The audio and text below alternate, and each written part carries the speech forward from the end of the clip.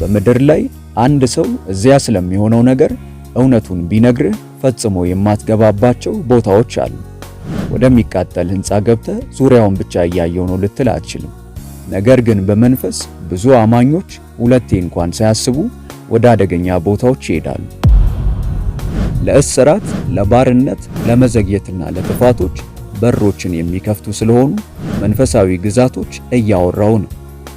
በዚህ ቪዲዮ በሕይወትህ ፈጽሞ መግባት ስለሌለብህ 8 አደገኛ ቦታዎች እንመለከታለን።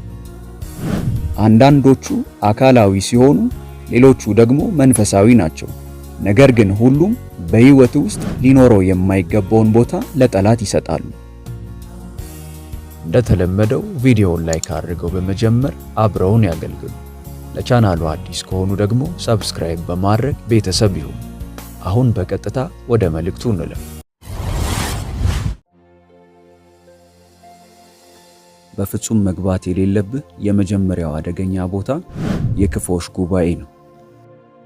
መዝሙር ምዕራፍ 1 ቁጥር 1 እንዲህ ይላል፣ በክፉዎች ምክር የማይሄድ ሰው የተባረከ ነው።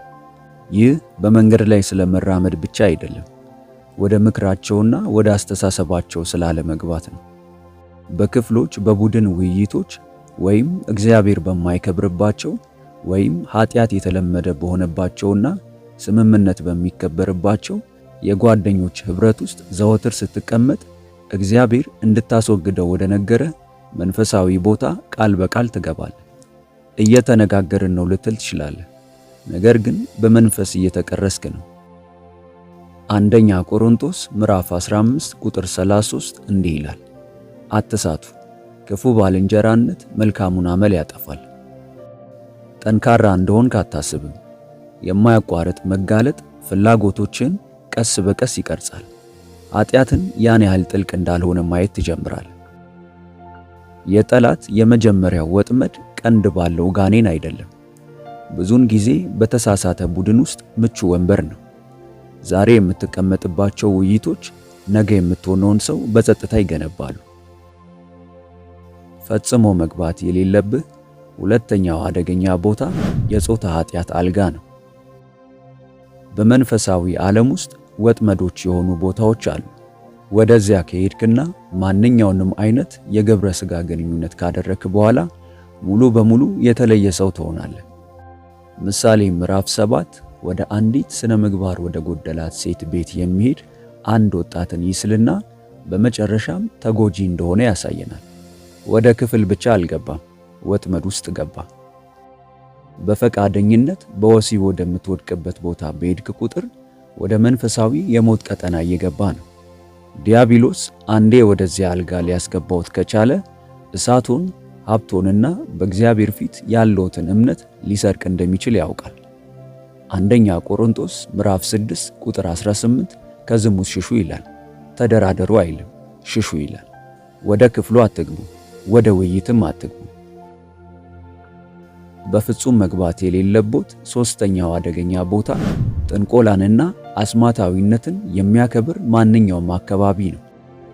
ዘዳግም ምዕራፍ 18 ከቁጥር 10 እስከ 12 ሟርተኛ፣ የታወቁ መናፍስትንና ጥንቆላን የሚጠቀሙ ሰዎችን ዘርዝሮ በጌታ ዘንድ አስጸያፊ ናቸው ይላል። ዝም ብለህ ለማየት እንደምትሄድና እንደማትሳተፍ ልትናገር ትችላለህ። በመንፈሳዊ ዓለም ውስጥ መገኘትህ ስምምነት ነው።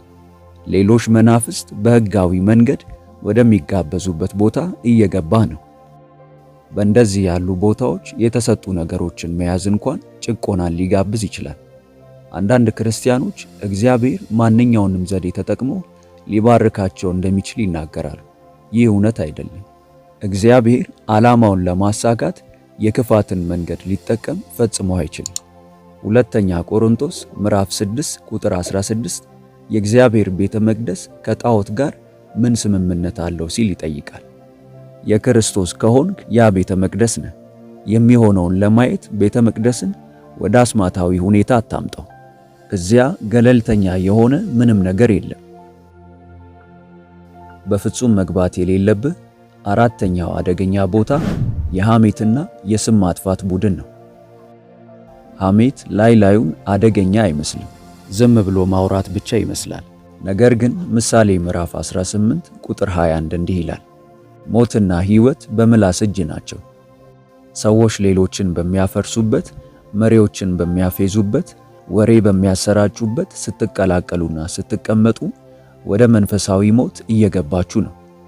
ያዕቆብ ምዕራፍ 3 ምላስን ከእሳት የክፋት ዓለም ጋር ያመሳስለዋል። ያ እሳት ዝናን፣ ቤተሰቦችንና ዕጣ ፈንታን ሊያቃጥል ይችላል። በእነዚህ ውይይቶች ውስጥ መቀመጥን ልማድ ስታደርገው ለጠላት የሚሰራበትን ነፃ ቁሳቁስ እየሰጠ ነው። የተፈጠርከው ማላጅ እንድትሆን ነው። ሰዎችን ማጋለጥ ምቾት ከሰጠ ጠላት ሲያጋልጠ አትደነቅ። አምስተኛው ቦታ በክርስቶስ ስም ላይ በግልጽ በሚፌዝበት አካባቢ ነው። መዝሙር ምዕራፍ 1 እንደገና በፌዘኞች ወንበር ላይ አለመቀመጥን ይናገራል። ፌዘኞች በቅዱስ ነገሮች ላይ የሚያፌዙ፣ ኃጢአትን እንደ መዝናኛ የሚቆጥሩና የኢየሱስን ስም በግዴለሽነት የሚጠቀሙ ናቸው። እንደ ሥራ ወይም ትምህርት ቤት ያሉ እንደዚህ ያሉ አካባቢዎችን ማስወገድ የምትችልባቸው ጊዜያት አሉ። ነገር ግን ልብህን መጠበቅ አለብህ። ሆኖም በኢየሱስ ስም ላይ በሚፌዝባቸው ቦታዎች በፈቃደኝነት ስትገኝ ወንጌል ይሰደባል። እናም ለመስማማት በሚል ዝም ስትል መንፈስህ እየዛለ ይሄዳል። ሁለተኛ ጢሞቴዎስ ምዕራፍ 3 ቁጥር 5 የአምልኮ መልክ ስላላቸው ነገር ግን ኃይሉን ስለካዱ ሰዎች ይናገራል። አንዳንድ ጊዜ በመንፈሳዊ ሕይወቶ ውስጥ እድገት የሚጀምረው እዚህ ተቀምጬ አዳኜን በመስቀል ላይ በጣለው ነገር ላይ መሳቅ አልችልም ብለው ከወሰኑበት ጊዜ ጀምሮ ነው።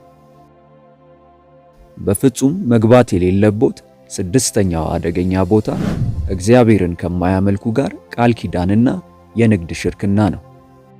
ዕድል የሚመስል እያንዳንዱ በር ከእግዚአብሔር የመጣ አይደለም። ሁለተኛ ቆሮንቶስ ምዕራፍ 6 ቁጥር 14 ከማያምኑ ጋር በማይመች ሁኔታ አትጠመዱ ይላል። ይህ ስለ ጋብቻ ብቻ አይደለም። በውሸት እንዲሁም በማጭበርበር ሲተባበሩ ወደ መንፈሳዊ ቦታ እየገቡ ነው። ምሳሌ ምዕራፍ 28 ቁጥር 20 ባለጠጋ ለመሆን የሚቸኩል ንጹሕ አይሆንም በማለት ያስጠነቅቃል። ሥራ ብቻ ነው ልትል ትችላለህ። ነገር ግን በመንፈሳዊ ዓለም ውስጥ እንዲህ ያለ ነገር የለም። እያንዳንዱ ስምምነት በእግዚአብሔር በረከት ስር ወይም ከሱ ውጭ ነው። ከመፈረምህ በፊት ጸልይ። እግዚአብሔርን ይህ ያስደስታልን ብለህ ጠይቅ። ሰላም ከጠፋ ፈጽሞ አትግባ። ፈጽሞ መግባት የሌለብህ ሰባተኛው አደገኛ ቦታ የመበሳጨትና የመራራነት ውስጣዊ ክፍል ነው። ይህ አካላዊ ክፍል አይደለም፣ ነገር ግን በጣም እውነተኛ ነው። ዕብራውያን ምዕራፍ 12 ቁጥር 18 ስለ መራራ ስር እንደሚበቅል እንደሚያስጨንቅህና ብዙዎችን እንደሚያረክስ ይናገራል። ይቅር ባይነትን በውስጣችሁ ለማስቀመጥ ስትመርጡ፣ ያደረጉትን ነገር እንደገና ስትደግሙ፣ ምላሾቻችሁን ስትነድፉ በጨለማ መንፈሳዊ ቦታ ተቀምጣችኋል። በዚያ ውስጣዊ ክፍል ውስጥ የመንፈስ ቅዱስ ድምፅ ይደክማል፣ የጠላትም ሹክሹክታ ይጨምራል። ምን ያህል እንደተጎዳችሁ ኃጢአትን ማጽደቅ ትጀምራላችሁ። ሁሉንም ነገር በዚያ ቁስል መነጽር ማየት ትጀምራላችሁ። ኤፌሶን ምዕራፍ 4 ቁጥር 27 ለዲያብሎስም ቦታ አትስጡ ይላል። እዚያ ቦታ ለሚለው የግሪኩ ቃል ቶፖስ ሲሆን ትርጉሙም ቦታ ወይም ክልል ማለት ነው። መራራነት ዲያብሎስ በልብህ ውስጥ ሊከራይ የሚወደው ክፍል ነው። ለሱ አትስጡት። አዎ ጉዳቱ እውነተኛ ነው፣ ነገር ግን እግዚአብሔር ያየዋል። በዚያ ቦታ መቆየት የሚያስረው አንተን ብቻ እንጂ እነሱን አይደለም። በፍጹም መግባት የሌለብህ ስምንተኛው አደገኛ ቦታ ሱስንና የተደበቀ ኃጢአትን የሚመግቡ ሚስጥራዊ ዲጂታል ቦታዎች ናቸው። በዛሬው ዓለም አንዳንድ በጣም አደገኛ ክፍሎች፣ በሮች ወይም መስኮቶች የላቸውም። እነዚህም ድረገጾች፣ መተግበሪያዎች፣ የግል ውይይቶች፣ የሌሊት ጥቅልል ክፍለ ጊዜዎች ናቸው። በእጄ ያለው ስልክ መድረክ ወይም መግቢያ ሊሆን ይችላል። ኢየሱስ በማቴዎስ ምዕራፍ 5 ቁጥር 28 ላይ አንዲትን ሴት በመመኘት የሚመለከት ሁሉ በልቡ ከሷ ጋር አመንዝሯል ብሏል። እነዚያ ሚስጥራዊ ቦታዎች የእግዚአብሔርን ረሃብ፣ የጸሎት ድፍረትህን፣ የአእምሮህን ንጽህና ቀስ በቀስ ያሟጥጣሉ። ባዶነት፣ እፍረትና የብቸኝነት ስሜት ይሰማሃል። ያ ስሜት ብቻ ሳይሆን መንፈሳዊ ጉዳት ነው። ሁል ጊዜ ስትገባ የምትጸጸትባቸው ድረገጾች ወይም ውይይቶች ካሉ አደገኛ እንደሆኑ ታውቃለህ። ሰርዛቸው፣ ተከታያቸው አትሁን። እነዚያን ባዶ ቦታዎች በእርሱ መገኘትና በቃሉ እንዲሞላ መንፈስ ቅዱስን ጠይቅ። ስለ እርሱ ለመናገር የምታፍርበት ማንኛውም ምስጢራዊ ቦታ መግባት የሌለበት ቦታ ነው። እነዚህ ሁሉ ቦታዎች አንድ የሚያመሳስላቸው ነገር አላቸው። ለመዝጋት አስቸጋሪ የሆኑ በሮችን ይከፍታሉ። ጠላት ወደ ክፍል ውስጥ ለመግባት ብቻ ሳይሆን ወደ ዕጣ ፈንታ ለመድረስ እየሞከረ ነው። በፍርሃት መኖር አያስፈልግህም፣ ነገር ግን በጥበብ መኖር ያስፈልጋል። ከእግዚአብሔር ጋር ተቀራረብ፣ በቃሉ ተሞላ።